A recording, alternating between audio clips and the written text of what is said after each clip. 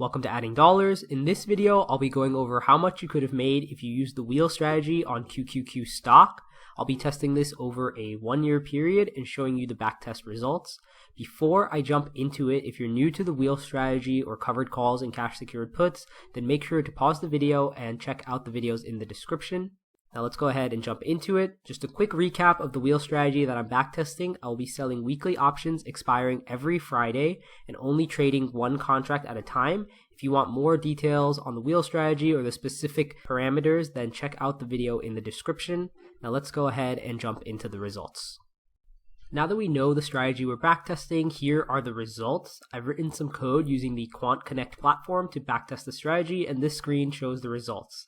This is a backtest starting from about April 1st, 2023 with a starting equity of $55,000 and ending on about March 31st, 2024, so about 1 year later. The main numbers to focus on here are the equity, which is the total amount of money you would have, assuming you closed out all of your open positions at the end of the time period, so on March 31st, 2024, and then the return percentage, which is your total profit return percentage. So if you divided the profit by the starting equity. So in this case, we started with $55,000 and we ended with $59,505, so a profit of about $4,505 or an 8.19% return over a 1-year period. This net profit might look a little different because it only accounts for actual profit captured from selling calls and puts, whereas this number takes into account if you went ahead and just closed a position early at the end of the time period. A couple other numbers I always like to look at are the max drawdown. So in this case, what was the maximum drawdown of my overall equity over this 1-year period using the wheel strategy? It looks like it was about negative 4.84%, which doesn't seem like too large of a max drawdown over this time period.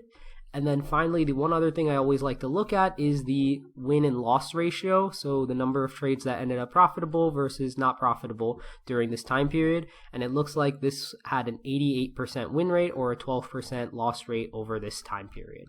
I always like to compare the wheel strategy, which in this case returned 8.19% over this time period, with the buy and hold strategy for the same stock as well as the S&P 500. So let's go ahead and take a look at that now.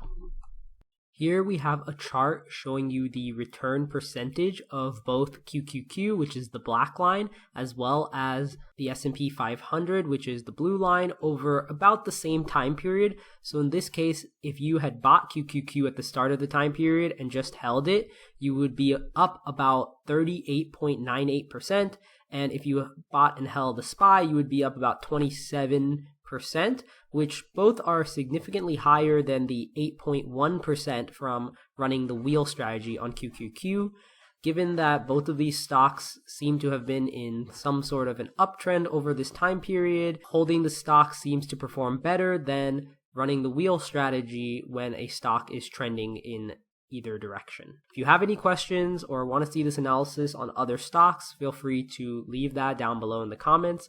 And as always, if you enjoyed this video, don't forget to like and subscribe so you can stay up to date on all of my videos, and I'll see you all in the next one.